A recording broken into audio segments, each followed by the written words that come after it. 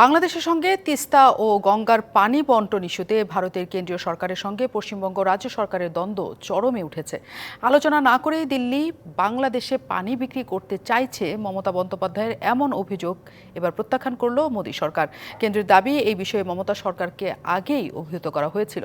মঙ্গলবার ভারতের সংবাদ সংস্থা পিটিআই বিভিন্ন সূত্রকে উদ্ধৃতি করে এই তথ্য জানিয়েছে। যদিও পশ্চিমবঙ্গ সরকার বলছে কেন্দ্র কিছুই জানায়নি।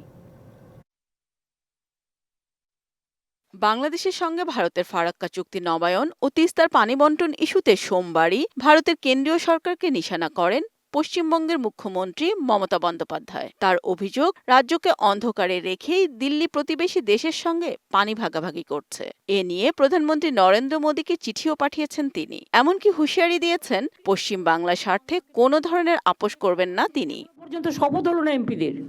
তবে একদিন পরই পশ্চিমবঙ্গের মুখ্যমন্ত্রীর অভিযোগ প্রত্যাখ্যান করল মোদী সরকার। সরকারি সূত্রের বরাতে মঙ্গলবার দেশটির বার্তা সংস্থা পিটিআই জানায়, পানি বণ্টনের এই চুক্তির বিষয়ে পশ্চিমবাংলাকে আগেই জানিয়েছিল দিল্লি। কেন্দ্রীয় সরকার 2023 সালে 24শে জুলাই পশ্চিমবঙ্গ সরকারের কাছে 12 সদস্যের প্যানেলে অন্তর্ভুক্ত হতে একজন প্রতিনিধির নাম পাঠানোর অনুরোধ করেছিল।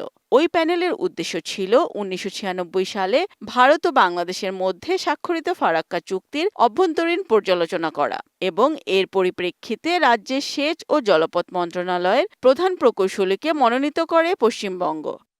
নগদের কাছে সব গ্রাহকই প্রিয়, তাই তো সারা দেশে ক্যাশ আউট চার্জ সবচেয়ে কম। মঙ্গলবার দিনভর বিভিন্ন সংবাদ মাধ্যমে যখন মমতার দাবি মিথ্যা প্রমাণিত হচ্ছে, তখন আবারও মাঠে রাজ্য সরকার। সংবাদ সম্মেলনে মমতার প্রধান উপদেষ্টা আলাপন বন্দ্যোপাধ্যায় দিল্লির দাবির বিষয়ে ব্যাখ্যা দেন।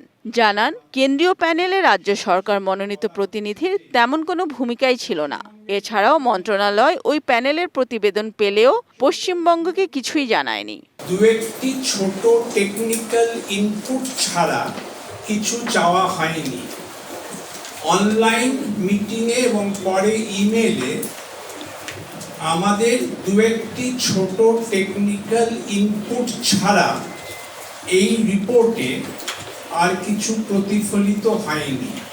এই রিপোর্ট পশ্চিমবঙ্গ সরকারের সামূহিক দৃষ্টিভঙ্গি প্রতিফলনের কোনো প্রয়াস করে না।